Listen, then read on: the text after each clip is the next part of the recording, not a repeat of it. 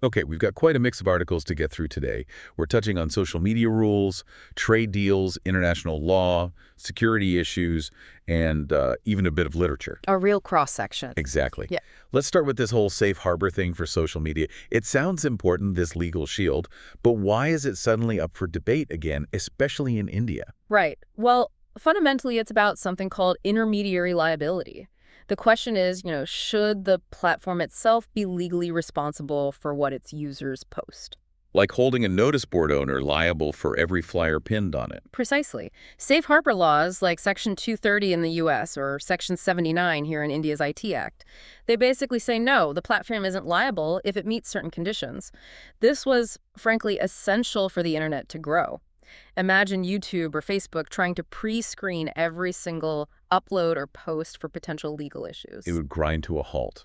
Okay, so it fosters innovation. Yeah. But you mentioned conditions. What are they, particularly in the Indian context? The key one historically was that protection is lost if the platform has actual knowledge of legal content and doesn't take it down. And actual knowledge meant what, exactly? Initially, the Supreme Court interpreted it quite narrowly. It usually meant a court order or a specific government notification telling the platform about the illegal content. You couldn't just say they should have known. Got it. But things have changed. I see mentions of the 2021 IT rules and 2023 amendments here. Yes, exactly. Those rules added more responsibilities. Platforms now need nodal officers, grievance officers. They have to report on complaints. It's more proactive. And the 2023 amendment, that was the really controversial one, wasn't it? Trying to link safe harbor to content flagged as fake news by a government body, the PIB's fact-check unit. That's the one. It caused a big stir, led to legal challenges the Kunal Kamra case is mentioned. The idea was to strip safe harbor for content the government unit deemed false. Which obviously raises flags about free speech and who gets to be the arbiter of truth online. Absolutely. The government's perspective is concern over the spread of misinformation, deepfakes, cybercrime. They feel platforms aren't doing enough. They point to clashes like with X over takedown orders. But critics worry about potential censorship. It's a global tension, really. You see similar debates around Section 230 in the U.S., though for slightly different reasons depending on who you ask, tackling extremism versus perceived political bias. So where does India go from here? Is the Digital India Act expected to address this? It's widely expected to. The specifics aren't out yet, but given the focus on fake news and platform accountability, it seems likely the DIA will try to redraw these lines somehow. Finding that balance will be critical. Definitely one to watch. Okay, let's shift gears completely. Yeah. The India-U.K. trade deal. It's been in the works for, what, over 3 years? And now it's agreed. What's the big picture significance? Well, in the current global trade landscape, any major free trade agreement like this is significant. The UK is an important partner for India and vice versa, though perhaps not top tier for either. Right, the source says UK is India's 16th largest partner, India is UK's 11th. Yeah, so there's room to grow. Bilateral trade is already substantial, around $60 billion, and this FTA is projected to potentially double that by 2030, adding maybe another $34 billion on top. It's a big potential boost. So what's in it for the UK specifically? What benefits are they highlighting? Tariffs are the big one for them. India's apparently agreed to cut tariffs on about 90% of UK export categories. 90%. Wow. And a large chunk of that, maybe 85%, becomes tariff-free within a decade. Think about savings potentially over $500 million based on 2022 figures. Specific mentions are cars tariffs dropping from over 100% down to 10% with quotas. Still high, but a massive drop. And things like whiskey and gin, a major UK export, tariffs there are currently 150%, set to drop to 75%, and then down to 40% over 10 years. Okay, substantial gains for the UK. What about India? Where are the wins? For India, the deal reportedly eliminates tariffs on nearly 99% of its export product categories going into the UK. Even better percentage-wise. Right. So big boosts expected for sectors like textiles, leather, footwear, auto parts, engineering goods, and gems and jewelry are singled out, projecting a potential $2.5 billion export rise in just 2 years. That's significant. Does it cover services too? It does touch on services. There's a mention of Indian workers temporarily in the UK and their employers potentially being exempt from Social Security payments for up to 3 years, and a general commitment to more transparent visa processes. How's the reaction been within India? Mostly positive. Generally, yes, especially from the sectors that stand to gain, like textiles, who'll get better access compared to rivals like Bangladesh or Vietnam. Hmm. Autos see benefits both ways. UK gets better access to India's premium market. India to the UK's mass market. Gems and jewelry, as mentioned, are positive. But there are always concerns with FTAs. Agriculture and smaller businesses, MSMEs, are mentioned here. Why the worry? It's a common issue. Agriculture is sensitive because Indian farms are often much smaller than those in developed countries like the UK. There's a fear that lowering tariffs could lead to import surges and price crashes for Indian farmers. The source points to past experiences with FTAs involving Sri Lanka and ASEAN countries affecting spices, tea, rubber prices. Unequal playing field concerns. And for MSMEs. The worry is that opening up more might weaken policy tools needed to build up local capacity, especially in strategic sectors. Also, increased competition for government contracts, as the deal apparently gives UK firms better access to public procurement in India. Right, that could increase import dependency. And there's this lingering issue of the UK's Carbon Border Adjustment Mechanism, the CBAR. Yes, that's looming. It could hit Indian exports like steel and aluminium. If the EU pushes ahead with its CBAM too, you might even see retaliatory taxes from India.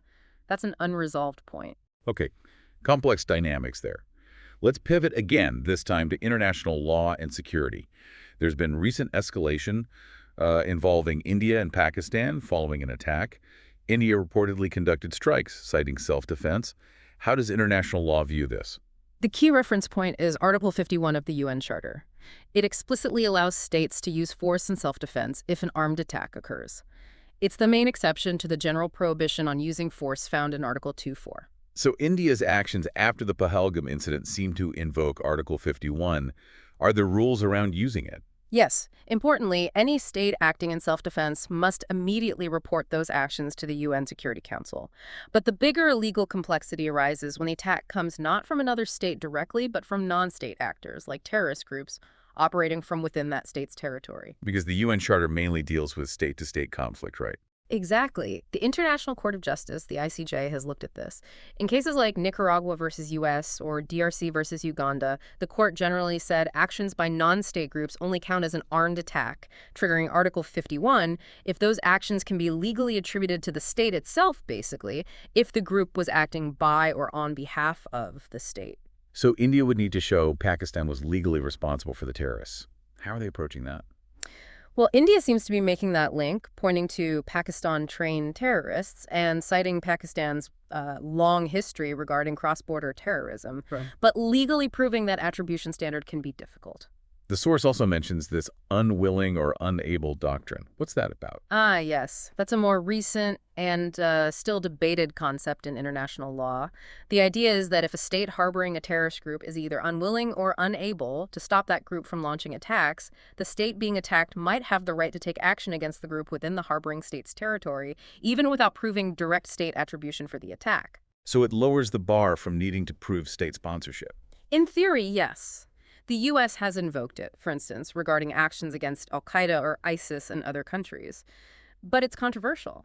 States like China, Russia, Mexico argue it undermines sovereignty. India's comments about Pakistan taking no demonstrable step against terror havens could suggest they're leaning on this doctrine too, but it lacks solid, universal legal backing. Whether it's Article 51 directly or this doctrine, are there guiding principles for the military action itself? Absolutely. Necessity and proportionality are crucial. The action must be necessary to stop the threat, and the response must be proportionate to the attack suffered or the threat faced.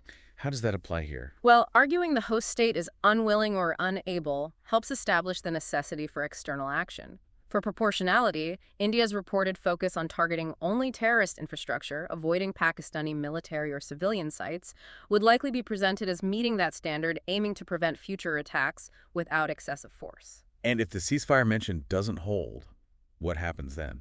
It could escalate to the UN Security Council. They could pass resolutions calling for a ceasefire, potentially imposing sanctions or even authorizing peacekeeping or military intervention.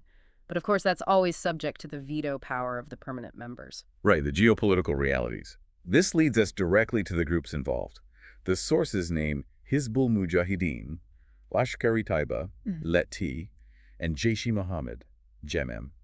These names keep coming up. They do. And recent events, like reports of prayers for killed militants led by designated terrorists at Let TT headquarters, allegedly with state officials present, well, it highlights the persistent concern about links between these groups and parts of the Pakistani establishment. And India's Operation Sindoor is mentioned as directly targeting camps belonging to these three. Yes, specifically targeting infrastructure of Gem-Lati and Hizb-ul-Mujahideen in Polk in Pakistan, reportedly resulting in the deaths of several high-profile figures within these groups. Can you briefly outline who these groups are? Let's start with Hizb-ul-Mujahideen. Okay. Hizb-ul-Mujahideen is the oldest, founded back in 1989. Sources say it was set up by Pakistan's ISI as the armed wing of Jamaat-e-Islami. Its main goal is stated as integrating Jammu and Kashmir with Pakistan. It's based primarily in Pakh. And Lashkar-e-Taiba, or Leti. Leti came about slightly later, around 1990, initially in Afghanistan. It established itself in J&K in the 90s. Its aims are broader, unifying Muslim regions, establishing Islamic rule in India. It's linked to major attacks like the 2008 Mumbai attacks. Its leader, Hafiz Saeed, is technically imprisoned, though some question the effectiveness of that. Their headquarters in Muradkeh was reportedly hit in Operation Sindoor. A very notorious group. And the third, Jaish-e-Mohammed Jem. Jem was formed in 2000 by Masood Azhar after he was released in that Kandahar hijacking prisoner swap. Its focus is also Kashmir removing Indian forces, liberation. It's been blamed for the 2001 parliament attack, Pathankot in 2016, Pulwama in 2019.